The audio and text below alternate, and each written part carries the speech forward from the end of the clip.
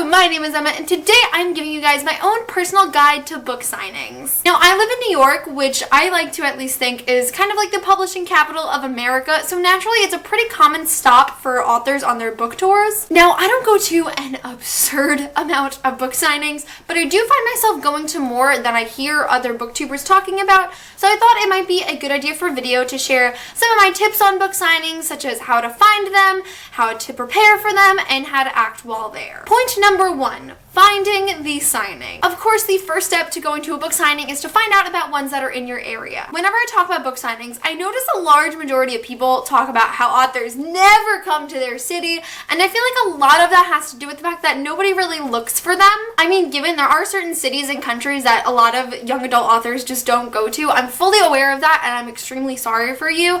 And while it is impossible for every single author to stop at every single city for their book signings, I feel like you really need to look for them. I feel like a lot of people just automatically expect to hear about a book signing just because they live in that area, and that's absolutely not true. There's not going to be a big flashing sign outside your door as you're leaving for school that tells you that your favorite author is coming to your city. If only life worked that way. I don't ever accidentally stumble upon a signing. I usually have to actively look for them, or else I find out about them way too late. If you want to go to a book signing, you have to actively look for them, and there's a couple ways that you can do that. Firstly, I think it's important to understand that while authors do go to a ton of different states and a ton of different countries, it's never guaranteed that they're going to come to your specific city or even the biggest city that you live near. While I'm personally lucky enough to live 30 minutes away from every single signing I've been to, basically, a lot of people might be stuck driving several hours in one day because their favorite author didn't have a stop that was closer to them. This is an extreme example, but I was so ready to drive to Missouri for Cassandra Clare's signing,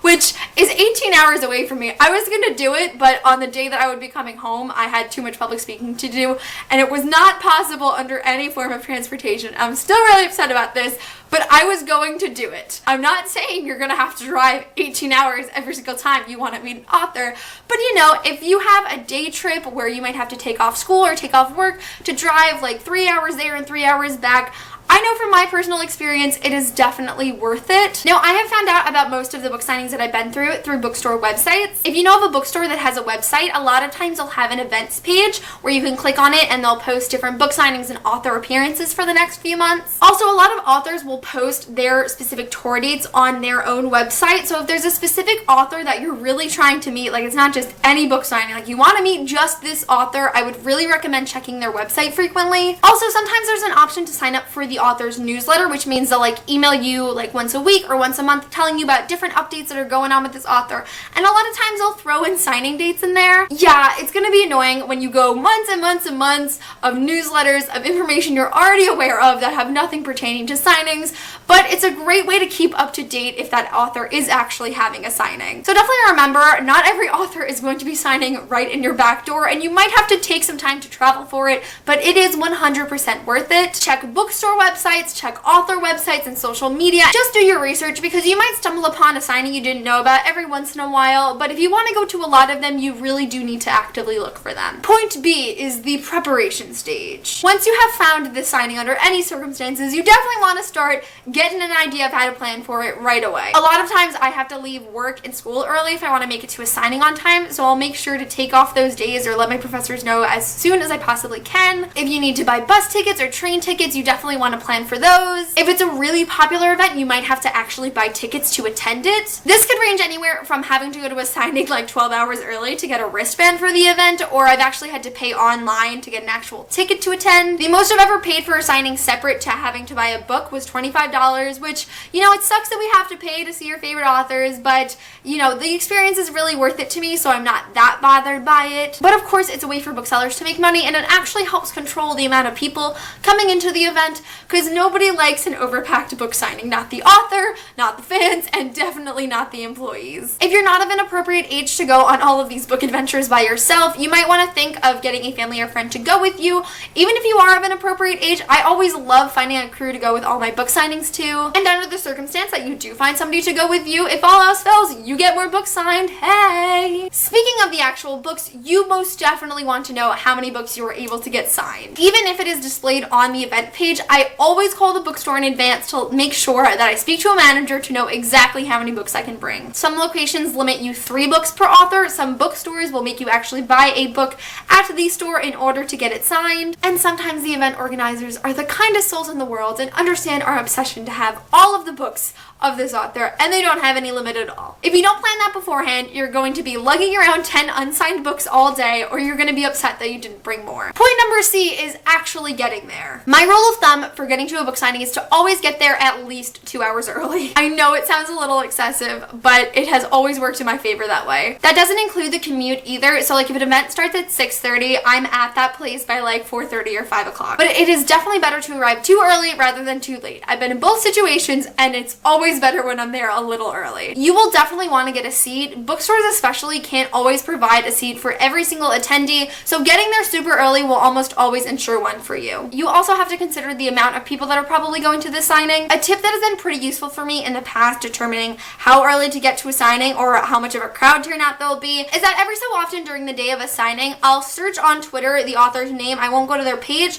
but I'll search as to who's tweeting about them, because a lot of times people will say, on my way to this person's signing, or I'm already in line for this person's signing. So if you're seeing a lot of tweets of people saying that they're in line, you might want to book it to the book signing. Now, while that has worked for me most of the time, that's not always the case. You can't always predict the amount of people that are going to come to a signing. I met Sarah J. Maas in September, and I got there an hour and a half early, and I was the 100th and something person online. I was there till like 10 o'clock at night because there were so many people in front of me. And so my next signing after that was Cassandra Clare and Holly Black, and I thought it would be like a crazy turnout. So I got there 3 hours early, and there was no one there. They weren't even like setting up a place for people to line up yet because no one was there. Whereas for Sarah J. Maas's signing, there were people there at noon for a 6 o'clock signing. And so for the Cassandra Clare signing, I came back like an hour before it starts, and I was still the 3rd person online. Also, the signing portion of this day can take hours upon hours upon hours. So by getting there early, you're probably going to wait way less time to meet your favorite author than everyone else. And finally, we are at point D, which means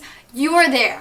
So if you have followed my tips thus far, or maybe you didn't follow them and everything just worked out for you up until this point, which is totally great too, hopefully you're gonna be there, you're gonna have a seat front row close enough for your favorite author to breathe on you. Hashtag fan goals. One thing to keep in mind while you're at the signing is a lot of the times authors do have a Q&A section where they ask fans, people in the audience, and whatnot to ask them questions. This is a really great opportunity for you to find out something that you've been dying to know from your author for years that they've never disclosed on the internet. So I definitely recommend going into the signing with a question or two in your head just in case you decide to ask them one. Now, there aren't many tips that I can give you as to how to act when you meet your favorite author, because let's be real, you can totally prepare yourself, but we all know that you're gonna totally freeze. But I will say a good way of avoiding that is definitely having something in mind as to what you might want to say to them. Whenever I mention this, people are always like, no, like that can't happen. There's too many things to think about. There's so many things I want to say to them. How do I pick out which ones to say? Breathe. Take a second and think about what is most important for this author to know about you. My thought process around this is, if this is the last time that I'm ever going to meet this author, what is the most important thing that I want them to know about me as a reader and fan of their books? Or what is something that I absolutely need to know from this author about her books or his books? I keep saying her because I'm thinking of Cassandra Clare, but like any author of any gender, what do you want them to know about you, and what do you want to know from them? Maybe there's a specific scene that just stands out to you when you think of their books, whether it be serious or funny, or there's a character that's had a lot of impact on you. I just know from my experience, I've always had a better interaction with an author if I've planned out what I want to say to them beforehand instead of just winging it. I also try my best not to get starstruck by standing in front of my favorite authors, just because I know that these are real people. You know, deep down I want to cry and faint and kneel at their feet. But in my opinion, as somebody who's a fan, obviously I'm not an author, I just feel that an author has a better experience at a signing when they're able to actually have a conversation with fans instead of having some crazy person just get up in their face and say how much they love them. The way I check myself with this is, I think if I were to ever meet this author again, how would I want them to remember me? Do I want them to say, hey, you were that girl that went to my other signing that was super cool, funny, and sweet. It's so nice to see you again. Or do you want them to think, oh my god, get this psychopath away from me. They nearly attacked me the last time I saw them. Again, this is just my opinion. You can go to a book signing and do whatever you like as long as it is in legal guidelines. But in my experience of meeting authors and watch other people meet authors, the author and yourself always seem to have a better experience and enjoy the signing way more if you're able to actually have a conversation instead of going crazy and embarrassing yourself and kicking yourself in the ass about it later, or turning into a statue and then regretting not actually talking to them. Also, I just want to add in a few little don'ts quickly to this video, just because there is a such thing as book signing etiquette. You guys might better know it as general human decency. Number one, don't be rude to other fans. I understand there's a lot of excitement going on and everyone is talking at once, and there are going to be people that get a little out of hand, but it's never okay to be rude or mean to anyone. They're just handling the situation differently than you, and while it is really annoying when people just scream every single time the author's name is mentioned, be nice.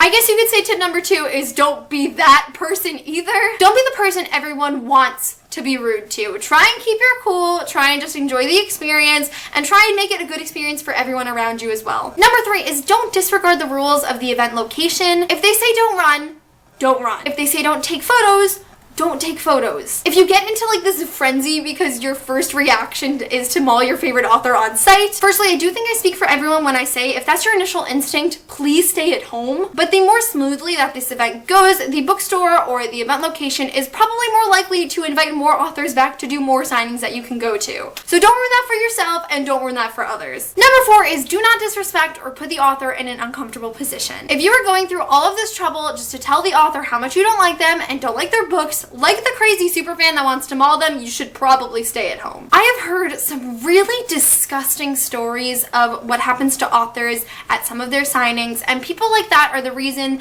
that tours get shortened or authors don't even tour anymore altogether. But while being a generally nice person to an author, just try and remember that they are normal people. At this point, they have been signing for hours. They don't want some crazy fan coming up in their face, screaming and flailing all over the place. And while we may feel like we know these authors because we've read all of their books and we follow them constantly on social media, we are strangers to them, so try and keep the very personal questions to a minimum. Jessie the Reader has a fantastic video on this talking about all the things that you should not say to an author, so if you want a more in-depth explanation of things that are not appropriate for book signings, I will link that video in the description so you can watch it. In conclusion to all of the things you shouldn't do at a book signing, just be respectful to others that are attending, be respectful to the employees that are hosting the event, and be respectful to the author you're going to see. Those are really all of my tips that I have for book signings. I would love to know if you guys have gone to any book signings of your own and have some tips that you've learned from that experience that you'd want to share. You can never be too prepared for a book signing, so if you have anything that you think will help improve my next experience or someone else's next or first experience, please leave them below because I would love to know. That is it for this video. Thank you guys so much for watching, and I will see you soon for a new one. Bye! Also, side note, I'm really sorry that this camera angle has changed like 17 times and I'm like slowly getting closer and closer with zoom because my camera has died like 6 times while in the process of filming this video, and I should be in class right now, but booktube comes first. So please just ignore the awkward angles and zoom and focus and all of that just transpired in this video. Now I can say bye.